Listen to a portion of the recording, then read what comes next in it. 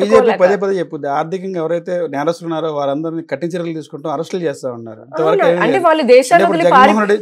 జగన్మోహన్ రెడ్డి మీద కేసులు అయితే ఉన్నాయి. ఆ రోజున జగన్ తో ట్రావెల్ చేశారు, ఈ రోజున బీజేపీ టీడీపీతో ఉన్నారు. రెండు పార్టీలని కాపాడేది మోడీ గారు అంటారు. ప్రధానమంత్రికే గనక డైరెక్ట్ ఒక ముఖ్యమంత్రిని తీసుకొచ్చి అరెస్ట్ చేసి లేదంటే తీర్పు ఇచ్చేటటువంటి ఉంటే ఈ పాటికి రాహుల్ గాంధీ, ఈ మాట్లాడేటటువంటి సోనియా గాంధీ వీళ్ళెవరు బయట ఉండేవాళ్ళు కాదేమో. అది చేయాల్సిన పని మోడీ కాపాడుతాననేది నేను అదే చెప్తాను. ఆవిడ చెప్తున్నాను అసలు ఆ పార్టీ వాళ్ళే పెద్ద ఆస్తులు. ఇప్పుడు షర్మిల గారు కానీ లేదంటే ఇప్పుడు జగన్మోహన్ రెడ్డి వాళ్ళన్న కుటుంబ సభ్యులే ఈడిలు ఆస్తుల విషయం వచ్చి తగాదా పడి లేదంటే ఎంత దోచుకున్నారో ఎంత దాచుకున్నారో కూడా తెలియనటువంటి పరిస్థితి ఉంది. అలాంటి వాళ్ళు మాట్లాడుతున్నారా? లేదా కాంగ్రెస్ పార్టీ ఇంతకు ముందు నేను చెప్పినట్టుగా ఆ కాంగ్రెస్ పార్టీ రిప్రజెంటేటివ్ గా ఉన్నటువంటి ఈవిడ మాట్లాడే మాటలకి శాంక్టిటీ అనేది ఉండనే ఉండదు. ఎందుకంటే గురుగింద తన నలుపు తిరగదని చెప్పన్నట్టుగా ఈ దేశాన్ని అన్ని రంగాల్లో అన్ని విధాలుగా భ్రష్టు పట్టించినటువంటి కాంగ్రెస్ బీజేపీని కానీ ముఖ్యంగా నరేంద్ర మోదీ గారిని అనేటటువంటి నైతిక హక్కు కూడా వాళ్ళకి లేదు.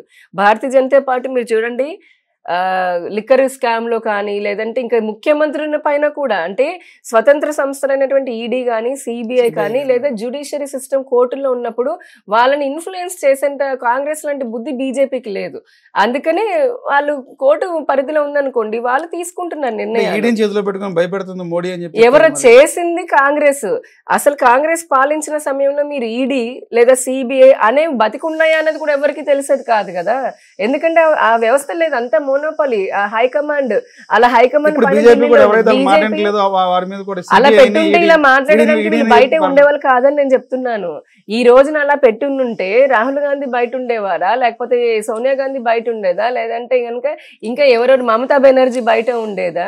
మేము ఎప్పుడు రాజకీయ కక్షలకి ఎప్పుడు చూడలేదు. కాకపోతే ఈడీకి సిబిఐ ఇటువంటి స్వతంత్ర సంస్థలకి వాటి స్వేచ్ఛ వాటికి ఇచ్చాము. సాక్షుల్ని ఇప్పుడు జగన్మోహన్ రెడ్డి గారు ఉన్నారు, సిబిఐ వెళ్ళినప్పుడు వైఎస్ వివేకానంద రెడ్డి గారి హత్య కేసులో సిబిఐ వాళ్ళపైన దాడులు చేయించి లోకల్ గా ఉన్న పోలీసులతో చేసి కొన్ని రోజులు డిలే అయ్యేటట్టుగా చేసుకున్నారు. కానీ ఆలస్యమైన న్యాయం అయితే జరుగుతుంది కదా.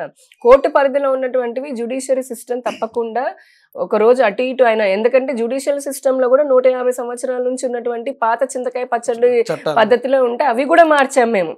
ఇంకా చెప్పాలంటే 150 సంవత్సరాల బ్రిటిష్ చట్టాలను కూడా మార్చింది భారతీయ న్యాయ సంహిత అని. అందులో ముఖ్యంగా మహిళలకి చిన్నపిల్లలకి న్యాయం జరగాలి, త్వరితగతిన జరగాలనేది కూడా మేము మార్చాం. అలానే న్యూ ఎడ్యుకేషన్ పాలసీ తీసుకోండి. ఇందాకే చెప్పినట్టుగా ఈ దేశాన్ని పట్టి పీడించి ఈ దేశాన్ని దోచుకున్నటువంటి బ్రిటిష్ వాళ్ళు ఆ మెకాలే రాసినటువంటి తీసుకొచ్చిన విద్యా విధానాన్ని ఎందుకు కాంగ్రెస్ 6 దశాబ్దాల తర్వాత కూడా దాన్ని ముంచింది? దాంట్లో ఇప్పటికీ దేశద్రోహులైనటువంటి బాబరు, అక్బర్ ఇలాంటి వాళ్ళ నుంచి వాళ్ళని హీరోలు ఎందుకు చేసింది? మన దేశపు ఉన్నటువంటి హిందూ రాజులు ఎవరైతే ఉన్నారో మన దేశాన్ని కాపాడినటువంటి ఒక్క రాజు పేరు చెప్పండి. ఒక రోడ్డుకు పెట్టారా, ఒక భవనానికి పెట్టారా? దీన్ని బట్టి మీకు అర్థం కావట్లేదా అదే కాంగ్రెస్ పార్టీకి ఎంత ప్రేమ ఉందని? మేము ఈ 10 సంవత్సరాల్లో 30 సంవత్సరాల నుంచి మార్పులు చేయనటువంటి ఈ ఎడ్యుకేషన్ పాలసీని మార్చాం. ఎందుకు? ప్రపంచము చాలా తొందరగా గ్లోబలైజేషన్ అవుతుంది, ఆర్టిఫిషియల్ ఇంటెలిజెన్స్ వచ్చాయి, భారత యువశక్తి కూడా టెక్నాలజీతో ముందుకు వెళ్ళాలి అని, స్వతంత్రత రావాలి చదువులో అని చాలా సంస్కరణలు తీసుకొని వచ్చాము. న్యాయ సంహితలో తీసుకొని వచ్చాం, న్యాయ శాస్త్రాల చట్టాలలో. అలాగే చాలా వాటిల్లో ఒకటొకటి అంటే దశాబ్దాల నుంచి పేరుకుపోయినటువంటి చెత్తని తీసేయడము రాత్రి సాధ్యం కాదు.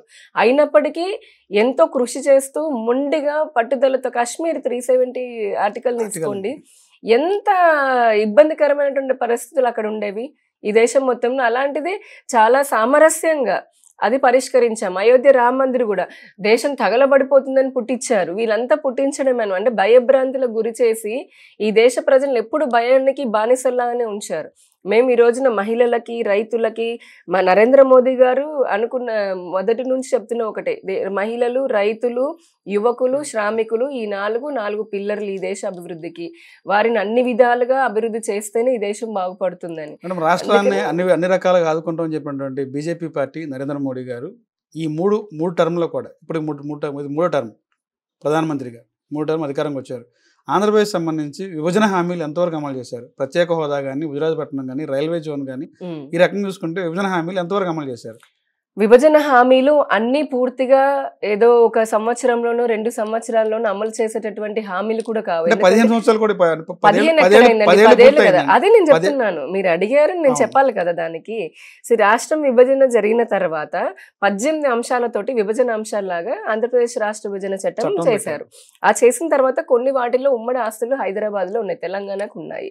ఆ ఉమ్మడి ఆస్తుల గురించి అంటే ఎలక్ట్రిసిటీ బోర్డుకి సంబంధించి, ఆర్టీసీకి సంబంధించి ఆ రాష్ట్రం ఈ రాష్ట్రము కిచ్చులాడుకుంటూ ఇంకా కూడా అది మధ్యవర్తితులా అలా ఉన్నాయి. ఇప్పుడు కొంత జరుగుతూ ఉంది.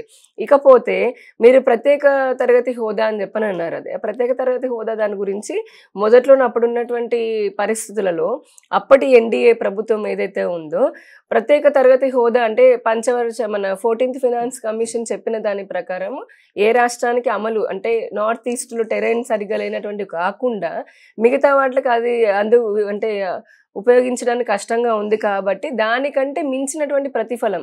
ఇప్పుడు ఏదైనా సరే మనకు ప్రతిఫలం కావాలి, పేరుతో సంబంధం లేదు. పేరు అనేది ఒక ఎమోషనల్ సెంటిమెంట్ కాదనట్లేదు, కానీ మనకి అల్టిమేట్లీ జరగాల్సిన బెనిఫిట్ దీనికి అంతాలి. దానికోసం అని చెప్పని అప్పట్లో ఉన్నటువంటి రాష్ట్ర అసెంబ్లీ అని అంటారు. అదే చెప్తున్నాను కదా, రాజకీయం కోసం అని చెప్పని ఒక పదాన్ని ఎమోషనల్ చేసి దాన్ని రాజకీయం చేసుకున్నారు. కానీ ఇప్పుడు పదంతో పని అవుతుందా, దాంతో వచ్చే బెనిఫిట్ తో పని కావాలా? బెనిఫిటే కదా అల్టిమేట్లీ. ఒక పదం అనేది ఉంటుంది, అది మనల్ని కనెక్ట్ చేస్తుంది, దగ్గరగా చేస్తుంది. ఒక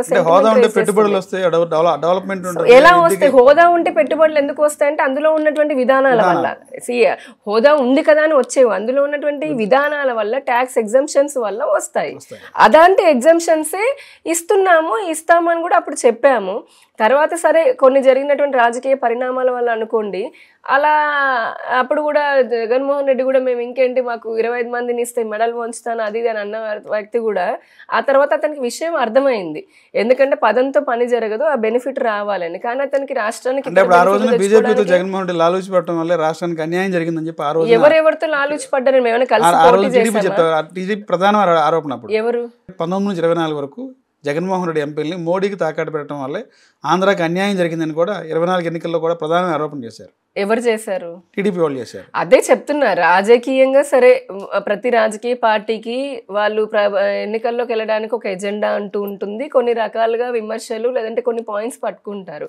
5 సంవత్సరాలు కూడా జగన్మోహన్ రెడ్డి ప్రత్యేక హోదా సాధిస్తాం అదే మాట జరిగింది. ఆయనకు అదే ఆయన ఆ మాట అన్నాడు, ఆయన సాధించలేదు. ఎందుకనంటే ఇక్కడ ప్రత్యేక హోదా అనేది ఆల్రెడీ మొన్న క్లియర్ గా చెప్పారు. ఇప్పుడు దానికి ఏదైతే లబ్ధి ఏ విధానాలు దాంట్లో ఉంటాయో, ఎటువంటి లబ్ధి రాష్ట్రానికి చెందుతుందో చేరాలో అది ఖచ్చితంగా ఇప్పుడు మా ప్రభుత్వం, కూటమి ప్రభుత్వము అటువంటి లబ్ధికి మించినటువంటి రాష్ట్రాన్ని తీసుకొని వస్తాము, చేస్తాము. ఇక మిగతా పోతే ఎయిమ్స్ అన్నాము, అంటే మీరు విభజన చట్టంలో అన్నారు ఎయిమ్స్ అన్నాము, ఎయిమ్స్ కట్టాము కదా, ఎన్ఐటీలు కట్టాము, ఐఐటీలు అన్నారు, ఐఐటీలు కూడా కట్టాము. ఒక్కొక్క దానికి 1800 కోట్లు ఇచ్చాము, ఎయిమ్స్ కి 1800 కోట్లు ఇచ్చాము. అలానే అదే చెప్తున్నా, రైల్వే జోన్ కని చెప్పని ఒక అదేంటి ఒరిస్సా మీద నుంచి ఉందంటే కలిపి ఉన్నది, బార్డర్ లో ఉన్నది. దానికి స్థలం అడిగితే జగన్మోహన్ రెడ్డి వాళ్ళు ఏం చేశారు, మడభూములు అంటారు కదా, అంటే మడభూముల్లాగా అంటే భూమి దానికి అనుకూలంగా లేనటువంటిది ఇచ్చారు. దానికి కేంద్ర ప్రభుత్వం వెనక్కి పంపించి మళ్ళీ సరైనటువంటి భూమి ఇవ్వండి అన్నారు. అప్పుడు అతను ఇవ్వలేదు జగన్మోహన్ రెడ్డి. ఇప్పుడు మా ప్రభుత్వం వచ్చిన తర్వాత భూమిని చూపిస్తామన్నారు. డిపిఆర్లు కూడా మొన్న అశ్విని వైష్ణవ్ గారు కూడా చెప్పారు, చక్క దానికి కూడా అంటే పనులు జరుగుతూ ఉన్నాయి. ఇక ఇప్పుడు ఎయిమ్స్ అన్నాము, తర్వాత అంటే హాస్పిటల్ ఎయిమ్స్ కానివ్వండి, ఐఐటీలు కానివ్వండి, తర్వాత ఎన్నో 50కి ఇంకా మీకు అందరు తెలియంది. అంటే నేను చెప్తున్నాను, అప్పట్లో మాకు రాజకీయంగా మేము చేసినది చెప్పినా మా మాట బలంగా వెళ్ళడానికి అవకాశం లేనటువంటి పరిస్థితులు ఉన్నాయి. కానీ ఈ రాష్ట్రంలో ట్యాక్స్ డెవల్యూషన్ కింద గడిచిన 10 సంవత్సరాల్లో 3,50,000 కోట్లకి పైగా మేము ఇచ్చాము. 10 సంవత్సరాలు చెప్తున్నాను, 10 సంవత్సరాల్లో. ఇవే కాకుండా మళ్ళీ రాష్ట్రానికి రావాల్సినటువంటి అంటే ప్రాజెక్టుల రూపంలో కానివ్వండి, సంక్షేమ పథకాల రూపంలో కానివ్వండి, మరొక దగ్గర 4.5 లక్షల కోట్ల రూపాయలు ఇచ్చాము. ఎందుకు ఇప్పుడు జగన్మోహన్ రెడ్డి గుడ్డు పైన ఆయన స్టాంప్ వేసినటువంటి ఆ గుడ్డు కూడా ఇచ్చింది మేమే. అంటే చెప్తున్నాను. వీళ్ళందరూ ఏంటంటే రీజనల్ పార్టీస్ మావే పథకాలని చెప్పుకుంటే, ఎలాగైతే ప్రధానమంత్రి ఆవాస్ యోజన ఇప్పుడు 8 ఏళ్ళు పూర్తి చేసుకుంది, ఆయన వైఎస్ఆర్ అని ఆ పథకం పేరు మార్చి పెట్టాలనుకున్నందుకు కేంద్ర ప్రభుత్వం 4,000 కోట్లు ఆపింది. ఎందుకు? అది నేషనల్ ఫ్లాగ్షిప్ ప్రోగ్రాము. ఇంకా దాంట్లో అవినీతి జరిగింది, అవకతవకలు జరిగాయి. ఈ విధంగా చాలా భ్రష్టు పట్టించాడు ఆయన. ఇది కాకుండా కేంద్ర సంస్థలు కానీ ఐఐటి అంటే ఇన్స్టిట్యూట్, ఇప్పుడు మన విజయవాడలో చూడండి, ఫ్యాషన్ టెక్నాలజీ కానీ లేదంటే కెమికల్ కారిడార్ల దగ్గర నుంచి కూడా 50కి పైగా సంస్థలను ఇచ్చాము. వాటికి 23,000 కోట్లు పైగా ఇచ్చాము. 1,20,000 కోట్లు పైగా రోడ్లు వేసాము ఈ 10 సంవత్సరాల్లో.